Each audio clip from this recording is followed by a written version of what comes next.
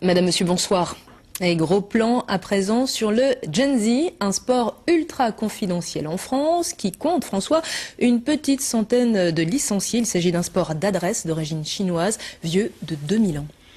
Et on pratique ce sport avec ceci, une sorte de volant avec une base circulaire en caoutchouc, défense d'utiliser les mains ou les bras, pour le reste tout est permis ou presque. Démonstration avec cet Open de France qui se disputait aujourd'hui à Canteleu, qui est en fait le seul club de Gen Z en Normandie. Baya Mokrani et Laurent Lagneau étaient sur place. Il est millénaire comme la muraille de Chine. En France, on l'appelle plume foot. En Chine, Gen Z. Le jeu du volant, c'est un peu du volley sur un terrain de badminton. Des plumes tout en couleur pour le fun et pour faciliter l'envoi aussi. Le volant de compétition, c'est celui-là. 20 grammes, 12 cm de hauteur. Ça fait 2000 ans qu'il existait en Chine. C'est quelques années seulement qui commençait en France. Et depuis une dizaine d'années qu'ils sont en Europe.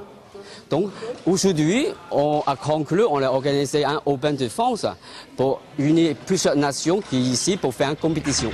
Des équipes de 4 joueurs maximum, 2 touches par personne, 21 points pour gagner. Et surtout, il s'agit de renvoyer le volant derrière le filet à l'aide de toutes les parties du corps, sauf l'avant-bras et les mains. Mathieu Chauvin, l'un des meilleurs joueurs du club normand, a été séduit par les valeurs du Gen Z. Tout l'esprit en fait de simplicité, de communion, de tranquillité. Il n'y a pas d'animosité dans ce sport-là. Il y a des règles, c'est un sport qui vient d'Asie, c'est assez peace. Les Allemands et les Hongrois sont les meilleurs joueurs de cette discipline très physique. Ils la pratiquent depuis plus de 15 ans. En France, le Gen Z reste encore assez confidentiel.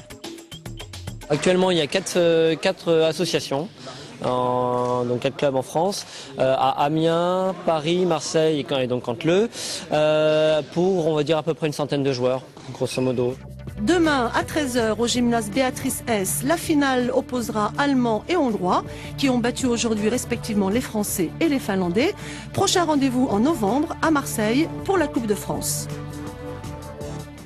Et sachez-le, il y a un record dans ce sport, record de touches détenu par une avocate chinoise, devinez, 17 500 touches avec cet objet-là. C'est à peine croyable. Impressionnant, ouais. Oui.